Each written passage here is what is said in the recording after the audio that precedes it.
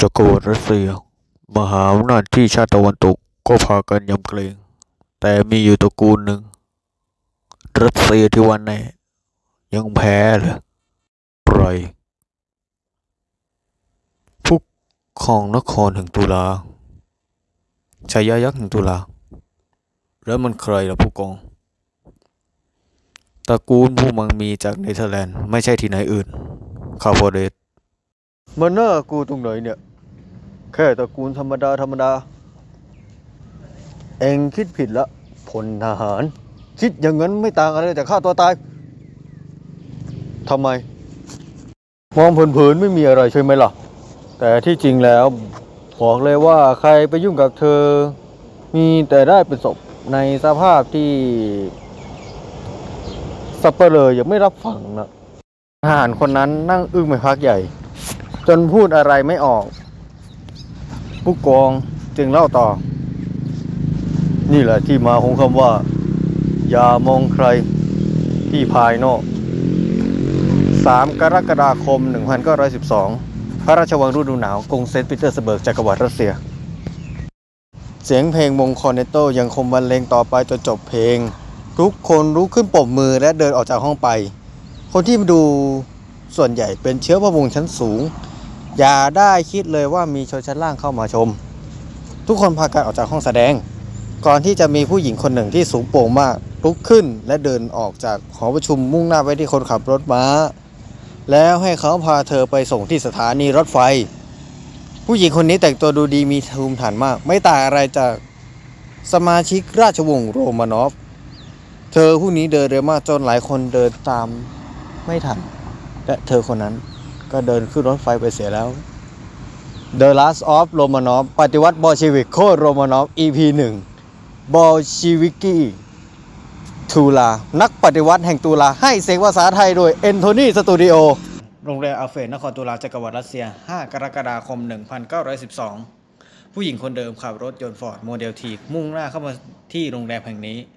เธอคือเลดี้อเล็กซานดราเปโตวิชคาร์ลไฮโดรชอนฟอนส์อันเดอร์เคเรสบารอนเนตแห่งอันเดอร์ดัมลำดับที่ 5 ของพงศาวลีคาเฟเลสเธอสูง194 เซนติเมตรสวมชุดวิกตอเรียสีฟ้าขาวสวมหมวกสีฟ้าผู้สีขาวปุกปุยปัดไปทางซ้ายวันนี้เธอกำลังรอต้อนรับใครสักคนอยู่คนนั้นก็คือวลาดิเมียร์โรวิชเดฟาสและสหายของเขาอีก2 คนวาเลนเซนยาโมเลนทอปและโจเซฟสตาเซียสวัสดีครับเลดี้ฟาสเดี๋ยวนี้มีเลขาด้วยหรือเธอเปิดประตูให้ทั้ง3เข้าไปในโรงแรมระวังหัวด้วยนะครับเลดี้โมเลนทอปแซวเธออ๋อขอบคุณค่ะคุณสุภาพบุรุษเรื่องนี้ไม่มีปัญหาอยู่แล้วสำหรับที่นี่หลังจากนั้นไม่นานเธอก็ถอดหมวกและนำไปวางที่ราวแขวนที่อยู่ใกล้ๆสหายของผมทั้ง2 คนนี้คุณยังไม่รู้จักใช่ไหมล่ะฉันเลดี้อเล็กซานดราเปโตรวิชคาร์วอลเลสผมอยากรู้นามสกุลเต็มของคุณนะครับเลดี้อเล็กเซียสตาเซียเอ่ยปากถามคลาไฮดอฟชอนฟอนฮัมเตอร์เคเรสบารอนเนสแห่งอัมเตอร์คัมยินดีที่ได้รู้จักนะครับผมวาลาเซนยาโมเลนทอฟผมด้วยโจเซฟสตาเซียด้วยความยินดียิ่งค่ะโรมานอฟตอนนี้กำลังทำอะไรหรอเดดี้เลฟ้าถามเธอก่อนจะลากเก้าอี้มานั่งจัดวงออร์เคสตราให้คนในราชวงศ์ดูได้ข่าวว่าจัดมา2 สัปดาห์แล้วเธอพูดพลางเดินไปหยิบแก้วพลางและยื่นแก้ว2-3 ใบให้พวกเขาผมไม่ชอบวอดก้านะครับคุณสตาเซียที่นี่มีน้ำผลไม้อยู่นะคุณเชิญไปหยิบที่โต๊ะบาร์เทนเดอร์ได้เลยคุณหญิงอเล็กเซียครับทำไมคุณถึงแปรพักมาอยู่ข้างเราโมเลนทอฟถามด้วยความสงสัยก่อนจะรินวอดก้าใส่แก้วของเขาในฐานะที่ดิฉันเป็นผู้ปกครองแห่งนครตุลาฉันไม่ทนกับการกดขี่ข่มเหงของราชวงศ์บ้านี้อีกต่อไปประชาชนหลายคนต้องล้มตายด้วยความอดอยากแต่คนในราชวงศ์กลับเสวยสุขไม่เห็นหัวของประชาชนคุณเข้าใจใช่ไหมล่ะว่าทีนี้ใกล้ชิดประชาชนยิ่งกว่าเจ้าสารู้สึกยังไงเมื่อเห็นประชาชนต้องตกทุกข์เพื่อความสุขของคุณเห็นแก่ตัวเอาง่ายๆนะโมเลนทอฟเธอเป็นหนอนมาไส้ให้กับพวกเราก็ไม่เชิงนะคุณเลฟาสเธอพูดขัดจังหวะก่อนที่จะพูดต่อเอาละเดดี้เอ็กเซียผมเองไม่ค่อยจะถูกใจเท่าไหร่กับราชวงศ์โรมานอฟ ตาเซียพูดไม่ทันจบ เขาก็หันไปกระซิบข้างหูเลฟาสแต่เธอรู้ทันจึงพูดออกมา คุณไม่ต้องกระซิบหรอก ให้พวกคุณรู้ไว้เลยหรือว่า คุณจะส่งคนมาฆ่าฉันเพื่อปิดปากมันคือความคิดที่โคตรผิดมหันต์ พอเธอพูดจบทุกคนก็ต่างนั่งนิ่งเงียบไปสักพักใหญ่ พวกเขาทั้งสามจึงคิดอยู่ในใจว่า เธอรู้ได้ยังไง ถ้าเริ่มแผนการปฏิวัติ พวกเขาจะฆ่าเธอเลฟาสจึงต้องพูดแต่ความจริง คุณหญิงครับ ผมแค่ อยากใช้คุณเป็นเครื่องมือต่อรองเฉยๆนะครับ เธอไม่พูดอะไรก็จะหันไปหยิบปืนลูกซอง1M1887แบบดัดแปลงพิเศษออกมา คุณรู้ใช่ไหมว่าการหลอกใช้แล้วมีคนจับได้จะจบแบบไหน ฉันมีตัวเลือกให้คุณสองทาง ให้คุณออกไปจากที่นี่และห้ามมายุ่งกับฉันอีก หรือให้ฉันร่วมเป็นหนึ่งในกลุ่มของบอลชวิกของพวกคุณ เลฟาสคุ้นคิดอยู่นานก่อนจะตัดสินใจได้ว่าการฆ่าเธอเป็นการปิดปากนั้นผิดถนัดจึงได้เชิญเธอเข้าร่วมกับกลุ่มบอลเชวิกในทันที คุณหญิงครับ จากที่ผมได้พิจารณาแล้ว ผมขอให้คุณหญิงเข้าร่วมกับเราจะได้ไหม ฉันให้เวลากลับไปทบทวนสิ่งที่พวกคุณกระซิบบอกกันเมื่อกี้3 วัน แล้วค่อยกลับมาบอกฉันว่าในวันนี้ที่ปฏิวัติพวกคุณจะไม่ส่งคนมาฆ่าฉัน ฉันถึงจะยอมตอบรับคำเชิญของคุณนะเลฟาสคืนนี้ปาร์ตี้ให้สนุก เธอพูดจบเธอก็ยิ้มหมวกเดินจากไป พวกเขาจึงหันหน้าประชุมกันว่าจะเอาอยัางไงต่อ สตาเซีย เองคิดหาอะไรอยู่วะ เธอเป็นภัยสำหรับเรา สตาเซียตอบกลับแบบทันควัน เป็นภัยเหรอสหาย สตาเซีย เมื่อกี้ถ้าเธออารมณ์ไม่ดี ป่านนี้คงได้จัดงานศพไปแล้ว คุณโมเดนทอฟพูดถูก เลฟาสตอบก่อนจะพูดขึ้นมาว่า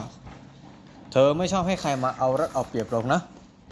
การที่สตาเซียเสนอว่าจะสังหารเธอในวันก่อนปฏิวัตินั้น ผมเห็นว่าจะไม่ดีซะเลย แต่เธอเป็นภัยนะสหาย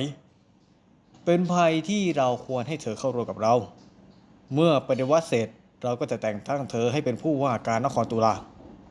เธอไม่ใช่ภัยสำหรับเรา แต่เป็นภัยสำหรับคนที่คิดว่าเธอก็แค่ผู้หญิงคนหนึ่งที่ทำอะไรไม่ได้ เข้าใจไหม สตาเซียลุกขึ้นและโค้งคำนับ เพื่อเป็นการให้เกียรติและเห็นด้วยกับความคิดของเลฟาสคุณโมเดนทอฟพรุ่งนี้คุณไม่ต้องติดตามผมมานะครับ คุณด้วยสตาเซียครับสหาย 9 กรกฎาคม 1912 โรงแรมอาเฟตตุลาจักรวรรดิรัสเซีย คุณหญิงครับ เธอเดินออกมาพร้อมกับปืนลูกซองที่จ่อหัวเลฟาสแบบระยะประชิด ไม่ใช่ไหม ไม่นะครับ คุณผู้หญิง ฉันตอบรับคำขอของคุณ แต่ไม่เชื่อจนกว่าจะพ้นการปฏิวัติ เอาที่สบายใจครับ คุณหญิง เอาละ งั้นคุณจงจำไว้ ถ้าคุณหักหลังฉันเมื่อไหร่ ฉันจะฆ่าให้หมดทุกคน ผมทราบเรื่องนี้ดี เชิญเข้ามาได้เลยค่ะสหาย เธอพูดด้วยน้ำเสียงที่ไม่เต็มใจสักเท่าไหร่ คุณหญิงมีธุระอะไรต่างเมืองบ้างไหมครับ เลฟาสถามในขณะที่เขาเดินเข้ามาในโรงแรม เวลาดีวอชต็อกพรุ่งนี้9 โมงตามเวลาท้องถิ่น อ้อเหรอครับ เลฟาสหยิบปืนขึ้นมาวางบนโต๊ะ เธอจึงหันปืนลูกซองจ่อหัวเขา กระสุนลูกปลาย นัดเดียวหัวหายได้เลยนะคะสหาย ผมก็แค่ปืนพกโง่ๆผมจะไปสู้อะไรคุณได้ ฉะนั้นก็เก็บเข้ากระเป๋าไปซะ ปืนลั่นมาตำรวจแถวนี้เขาก็ได้ยินหมด ว่าแต่คุณพอมีเงินทุน หรืออาวุธให้พวกผมก่อปฏิวัติไหมล่ะ เลฟาสถามในขณะที่เขากำลังเก็บปืนพกเข้าไปในเสื้อสูท ดูลาสตาร์มาดาบริษัทที่ฉันกำลังกำกับดูแล กระสุน ยา อาหาร ปืน ต้องการอะไรให้บอกมา เดี๋ยวดิฉันจะให้ตามที่คุณขอ โอเคต้องการเซฟเฮาส์ลับทุกที่ทั่วจักรวรรดิรัสเซีย เรื่องนี้งานถนัดดิฉันเลยค่ะ สหายเลฟาส ขอบคุณแล้วเงินทุน ไม่ต้องดิฉันทำให้คุณฟรี ขอบคุณอย่างสูง ถ้าสหายของผมได้ยิงคงจะดีใจเป็นว่าเล่นเลยแหละ ๆก็แม้อยู่ข้อหนึ่ง หากรู้ว่าหักหลัง ฉันขอคืนทุกอย่างที่ฉันทำเพื่อคุณนะ คุณหญิง การเชื่อใจคนมากจนเกินไปจะส่งผลเสีย ผมเข้าใจครับ ฉะนั้นดิฉันยังยืนยันคำเดิม หลังปฏิวัติ หากคุณไม่หักหลัง คุณคือนักปฏิวัติที่ดี ผมเป็นลูกผู้ชาย นั่นแห ผม ละ ไม่เสียคำพูดหรอกครับ เซฟเฮาส์ลับแห่งหนึ่งใกล้กรุงเซนต์ปีเตอร์สเบิร์กจักรวรรดิรัสเซีย สหายเลฟ้าคุณหญิงว่ายังไงนะโมเลทอฟกล่าวต้อนรับเลฟ้าอย่างอบอุ่น เธอยังไม่เชื่อใจเรา เธอยังหวาดระแวงพวกเราอยู่ เราต้องทำทุกอย่างเพื่อเธอ แน่ใจว่าเราจะไม่ทำอะไรต่อเธอ แล้วใช่แล้วก็เธอบอกว่าจะสนับสนุนทุกอย่าง โดยที่เราไม่ต้องออกเงินเอง ทุกคนในเซฟเฮาส์ต่างพากันดีใจ แต่ช้าก่อน ถ้าเธอรู้ว่าพวกเราหักหลัง เธอขอคือทุกอย่างนะ ฉันได้ให้สัญญาแบบลูกผู้ชายแล้วว่าจะไม่ทำอะไรต่อเธอ ฉะนั้นการฆ่าเธอเป็นการปิดปากนั้น ถือว่ายกเลิก ถ้าใครทำจับมันจริงทิ้งได้เลย ทุกคนต่างเห็นด้วยกับเลฟายก็จะตะโกนพร้อมกันว่า เพื่อประชาชน โปรดติดตามตอนต่อไป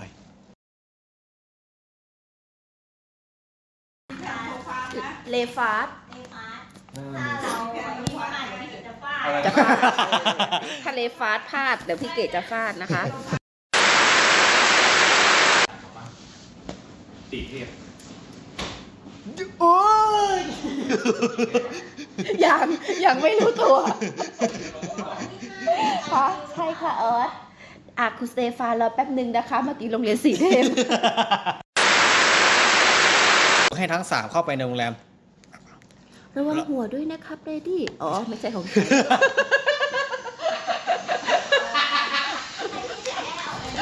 ไม่เอาใหม่ดูหลุดเอา เธอเปิดประตูใหม่ ได้เหรอลองก่อนลองไปตัดดูก่อนแล้วถ้าไม่ได้เดี๋ยวเรามาซ่อม เดี๋ยวค่อยมาซ่อม เดี๋ยวค่อยมาซ่อม เดี๋ยวค่อยมา เอานอกรอบ เอานอกรอบ ฮะ ทั้งต่อย ยังไม่จบพี่เก๋บอกมารอประมาณชั่วโมงหนึ่งเท่านี้ใช่ไหมเนี่ยทั้งชีวิตเราเนี่ยได้ไป2 ท่อน โอ้โหแค่นั้นโอ้โห ยังไม่จบมากดเลย